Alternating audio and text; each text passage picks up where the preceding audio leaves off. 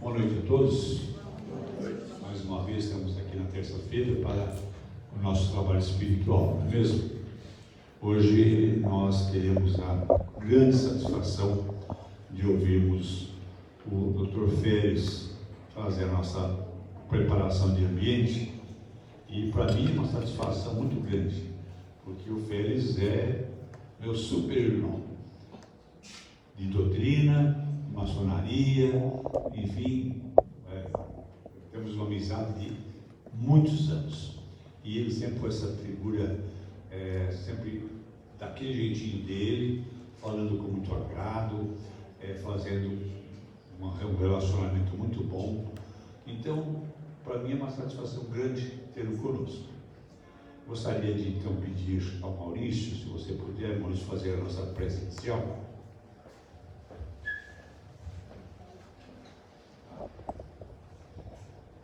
Boa noite a todos e a todas. Então, neste momento, vamos acalmar nossas mentes, nossos pensamentos, deixar a correria lá fora. Vamos harmonizar nossos sentimentos, voltados para o alto, voltados para Deus, pensando no Mestre Jesus. Vamos nos acalmando para poder usufruir das melhores energias que toda a espiritualidade já preparou esta noite para cada um de nós, que já nos conhece, sabe nossas necessidades, nossos merecimentos. Então, neste momento, pedimos a Deus muita paz, muita tranquilidade, muita reflexão, tudo que formos ouvir do nosso irmão Félix, com o coração aberto e com a mente aberta. Assim pedimos que a espiritualidade amiga nos auxilie, esteja sempre conosco, e que possamos retornar nossos lares bem melhores do que chegamos. Que assim seja. Félix, por favor.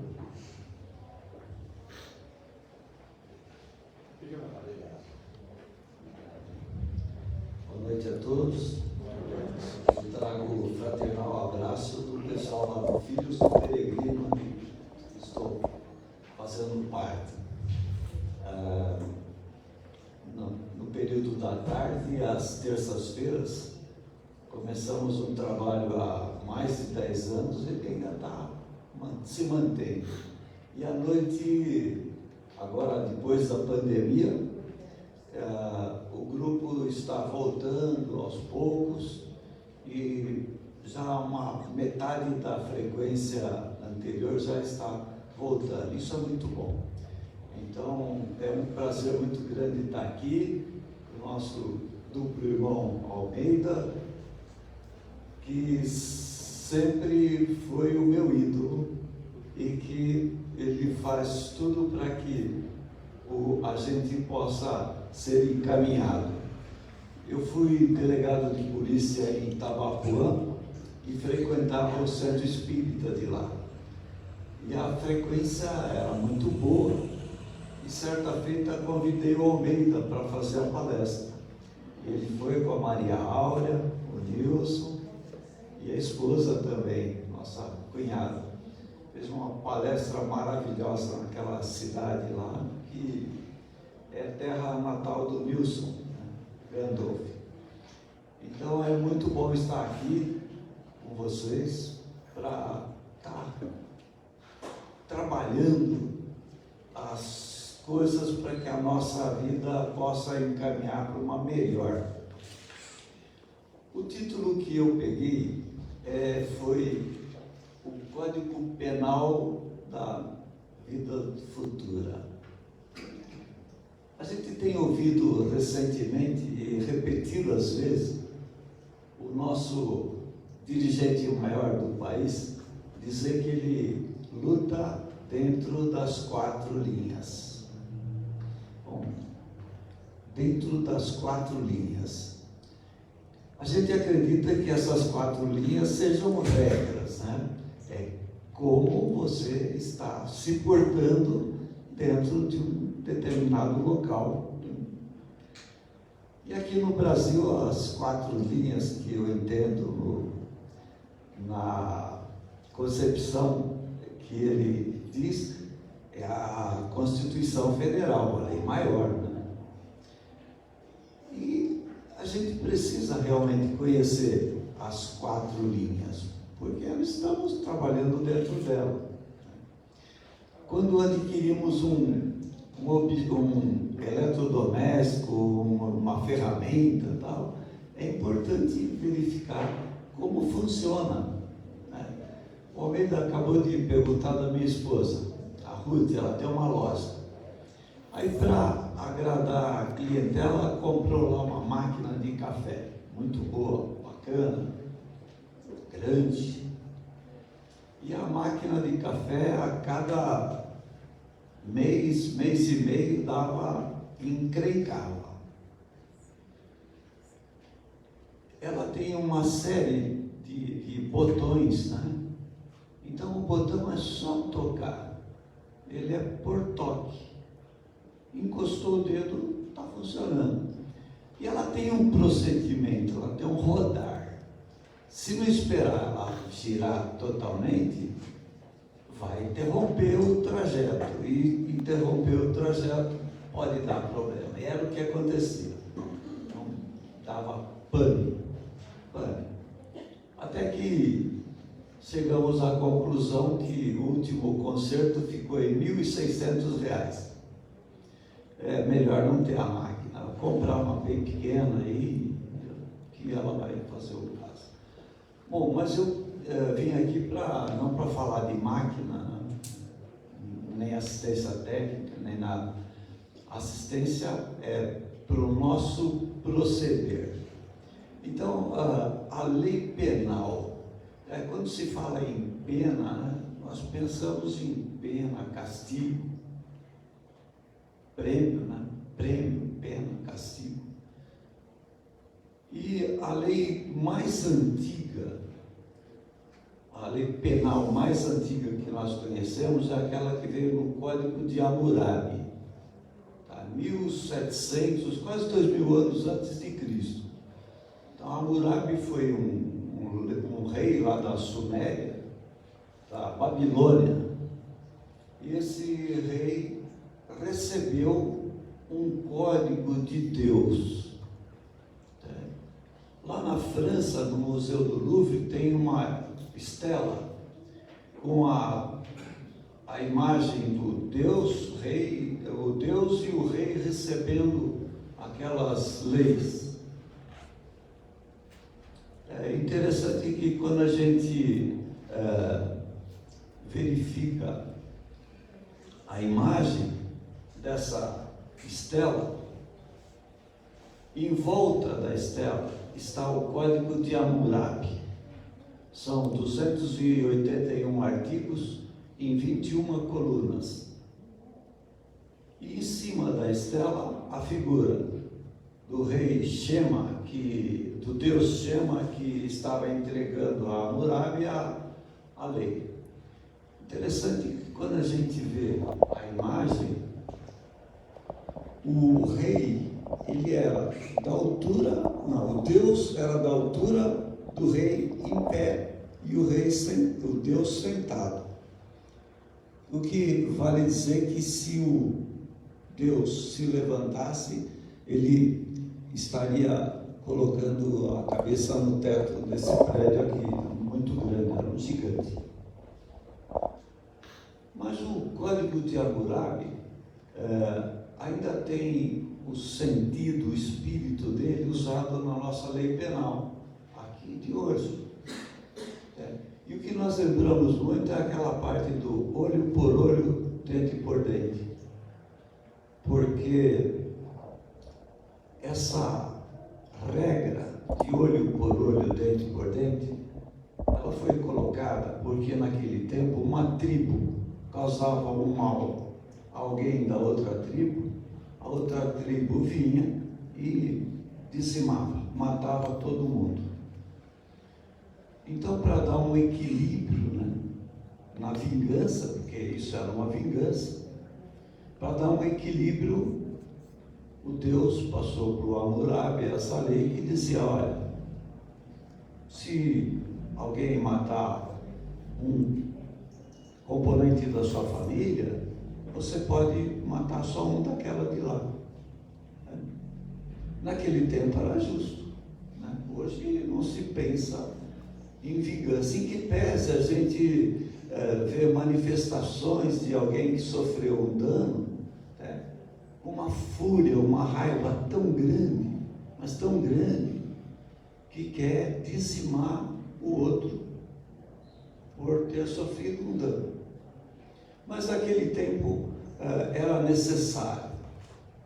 Bom, eu acredito que uns 200 a 300 anos depois, Moisés recebeu também de Deus os 10 mandamentos, aquele que nós conhecemos hoje. E em face do povo ter passado a adorar um bezerro de ouro, o Moisés jogou e quebrou a pedra da lei. Mas ela foi restituída e ele colocou algumas leis que não eram vindas da divindade. E ele colocou algumas coisas tipo lavar as mãos, cuidados pessoais, para que o povo pudesse ter higiene também no se portar. Foi muito importante o Moisés replicar alguns artigos que vieram lá do Código de Hammurabi, que é muito interessante. Bom, a gente está viajando no tempo, né? Há bem menos tempo, em 1700 e pouco agora, da era de Jesus, nós tivemos um italiano que se chamava Cesare Beccaria. Ele era procedente de uma família muito rica. E o pai dele queria que ele se casasse com uma dama X, que faria parte da união dos patrimônios. Então, o objetivo era aumentar a fortuna. Mas ele contrariou o pai e se casou com uma outra mulher que ele tinha uma afinidade maior. Esse fato fez com que o pai ficasse tão irado que conseguiu prendê-lo por um tempo. E o Beccaria, ele na prisão começou a esboçar aquele sentido da infração e penalidade, a desproporção da penalidade em relação à infração. Então, ele que por desobedecer a ordem do pai e não se casar com a mulher que o pai queria, acabou sendo preso e ficando lá um bom tempo, amargando a prisão. Com isso, quando ele saiu da prisão, ele escreveu um livretozinho lá, que até hoje é comentado e a Faculdade de Direito tem utilizado, dos delitos e das penas. E a gente vê mesmo que o nosso direito acompanha esse sentido, procura dar o equilíbrio entre o fato cometido e a pena a ser aplicada. Quem aplica a pena é o Estado. E a gente vê que essa proporção dá uma certa tranquilidade para a pessoa. Viajando mais um tempo mais para cá, para perto de nós temos o Código Penal brasileiro, que está em vigor. Ele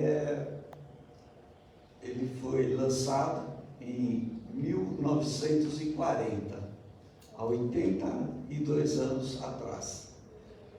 Muitas modificações, mas o espírito, o conteúdo principal ainda está lá.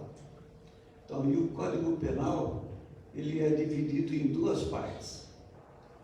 A primeira parte geral, como se aplica a lei, né? Como aplicar a lei. E a parte especial, ela vai descrevendo os delitos. Porque é necessário descrever o delito, porque se ele não for descrito com detalhes, o aplicador da lei pode abusar e exacerbar na pena.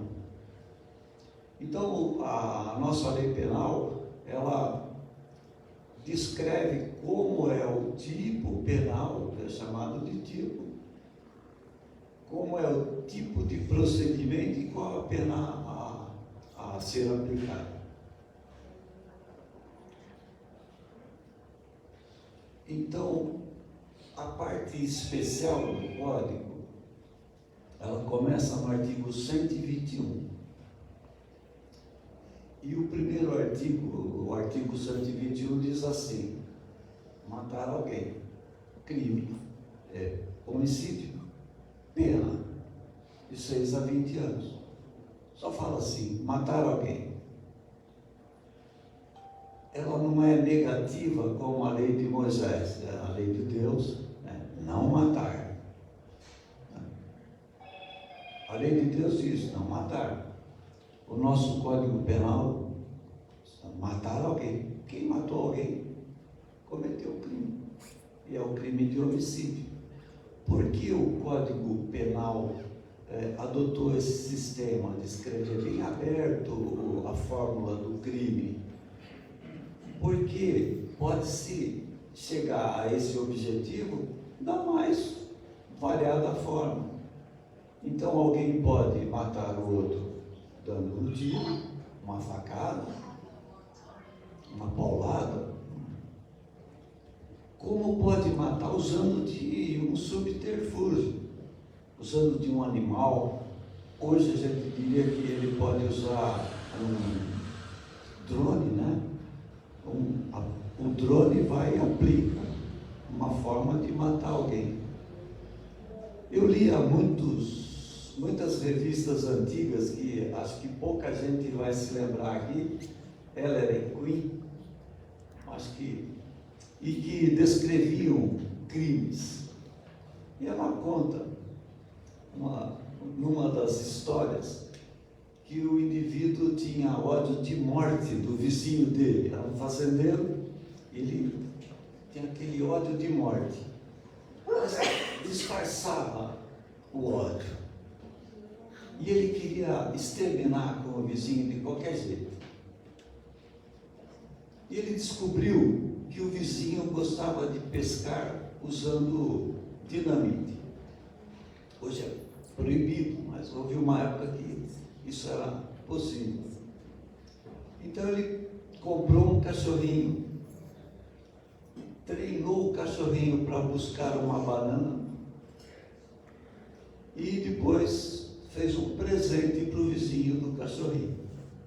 Na primeira pescaria, quando o vizinho dele jogou a dinamite, o cachorrinho foi e trouxe de volta. Então, cometeu. É uma forma indireta de cometer o crime, mas ele cometeu.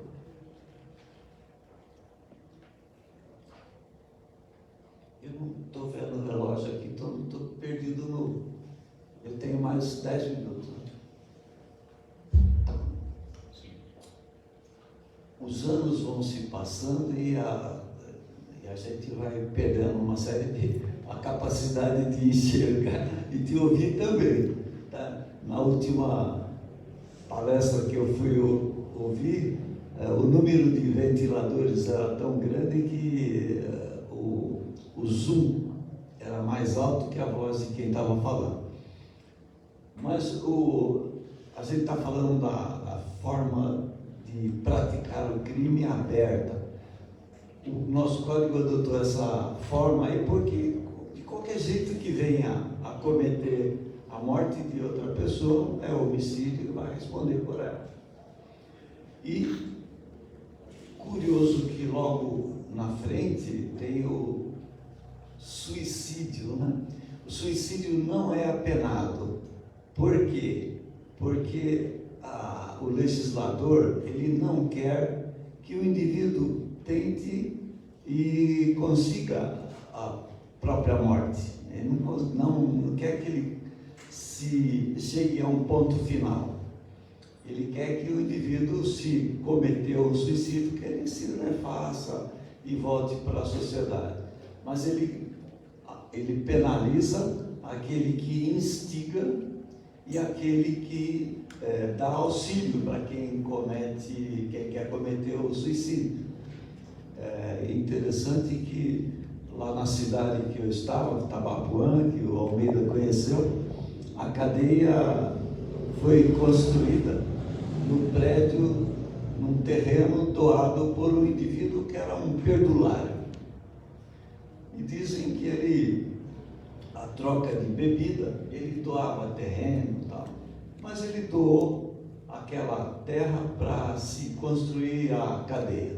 Ele doou e foi construída. E como ele gostava de beber, certa feita entrou em atrito com a própria esposa e a polícia o levou e prendeu. E ele cometeu o suicídio na cela da prisão. Contam os antigos que, tempos depois, abrindo um parênteses, essa cadeia, quando eu estava lá, ela já tinha uns 60 anos de construção. Então é bem antiga, construída alta, com porão, bem no modo antigo. E depois desse fato do suicídio que havia sido o dono, houve um outro suicídio naquela mesma cela. E numa terceira vez, o indivíduo estava tentando se suicidar, mas o delegado conseguiu interromper e ele contou que alguém dizia no ouvido dele: se mata, você não vale nada mesmo. E um médium que tem no centro de lá, ele via que esse indivíduo, que era o dono do prédio, estava sempre sentado na pilha de tijolo, em volta daquilo, estava preso naquele lugar ainda, por conta do apego àquele lugar. Bom, a gente está falando só de Código Penal, tá? Vamos reduzir essa história. O Código Penal, ele trata dos crimes contra a vida, né, contra a pessoa, depois crimes contra o patrimônio, crimes contra a ordem do Estado e vai passando por outros crimes até o artigo 361. Aí tem furto, roubo, receptação, estelionato, tá aí, vai por aí. Mas o que a gente veio aqui para falar é o Código Penal do futuro. É interessante que nós temos que lembrar do Allan Kardec. E ele menciona isso, o Código Penal do futuro, naquele livro Céu e Inferno. A gente precisa lembrar que Kardec era filho de magistrados e advogados. E ele teve um curso de ciências amplas, ele falava vários idiomas, ele conhecia a biologia, ele tinha um conhecimento muito amplo das ciências. E quando ele organizou a doutrina espírita, ele colocou todos os conhecimentos em prática. E por aí nós vemos que, quando ele fala de Código Penal do futuro, ele lembra de 3 aspectos interessantes. Para que o indivíduo possa progredir, ele precisa, primeiro, arrepender, segundo, expiar e terceiro, recompor aquilo que foi danificado. Veja, são 3 fases muito interessantes: arrependimento, expiação, é sentir a mesma dor que o outro sofreu, e a reparação, pagar na mesma moeda tudo que foi estragado, tudo que foi danificado. Então, essa é a lei que nós devemos entender, aquela que nós devemos correr. Primeiro, procurando não causar dano a quem quer que seja, desde os mais próximos até os mais distantes. E de que forma? Tudo que eu não quero que façam para mim, não devo fazer para o terceiro. Eu lembro que há muitos anos, um menino aqui perto dessa região aqui, ele era dado a praticar furtos, e a vida dele era furtar, ser preso, saía, passava a furtar e tal. E há pouco tempo eu havia já aposentado e encontrei com ele. Ele, tudo bem? Eu falei, tudo bem. Não tenho dinheirinho para comprar uma marmita? Eu falei, tenho sim. Tá. E numa outra encontrada, ele, olha, não vou pedir nada, mas eu queria relatar uma coisa interessante. Eu estava morando com uma mulher e me separei dela. E na separação, ela deixou para mim o fogão e o botijão de gás para que eu pudesse fazer a comida e fosse trabalhar. E nessa noite de ontem para hoje, roubaram o meu botijão de gás. Agora eu estou sentindo aquilo que eu causei para muitas pessoas. Então esse indivíduo chegou no ponto do arrependimento. Tá certo que era uma vida já de quase aposentado, e ele sentiu que o arrependimento é importante. Arrependeu, sentiu, agora falta o reparo, né? Então a gente olha para outras figuras que acabam demorando para chegar nesse ponto de se arrepender. Quando a gente focou esse tema, não é para apontar o erro, o defeito de ninguém mais, é para apontar para nós mesmos o que devemos fazer para melhorar a nossa vida e a vida ao nosso redor. Mas nós vemos que existem figuras que interessadas no próprio bem, na satisfação pessoal, na vaidade, acabam cometendo fatos que vão ser difíceis de reparar, tipo a Ucrânia e a Rússia, né? Então, aquele estrago que está sendo, fora as vítimas pessoais, os danos causados, um dia terão que ser repostos.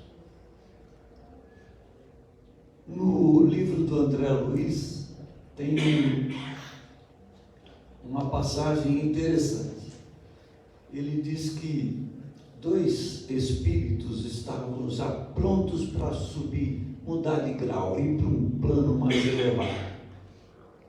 E os mentores espirituais foram dar uma verificada na ficha deles e descobriram que, tipo, há 1000 anos atrás, eles estavam na guerra e precipitaram precipitaram um companheiro num abismo, derrubaram o camarada, mataram o sujeito.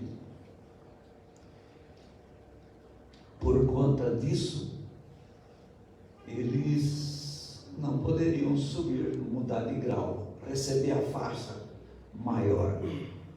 Mas eram espíritos evoluídos. E essa evolução fez com que eles entendessem. E eles tinham muito conhecimento na aeronáutica. Foram instados, então, a reencarnarem. Eles teriam um fim num acidente de avião. Então, eles viriam para isso, para dar uma ajuda no progresso da aeronáutica, mas também eles sentiriam o drama que aquele companheiro sentiu lá atrás. Eu espero que eu possa ter trazido um assunto que dê para pensar, para que possam vocês todos estarem aí trabalhando. O que fazer para diminuir o estrago que a gente faz ao nosso redor. Eu quero agradecer a atenção, o convite generoso que foi feito, desejar que todos possam aqui receber toda a vibração positiva necessária para o equilíbrio físico e espiritual. Que essa vibração seja estendida aos familiares, aos amigos, enfim, a todos aqueles que fazem parte do rol. Quero pedir a Deus que nos abençoe e que possamos estar cada vez mais afinados com o seu código. Que Deus nos abençoe. Obrigado.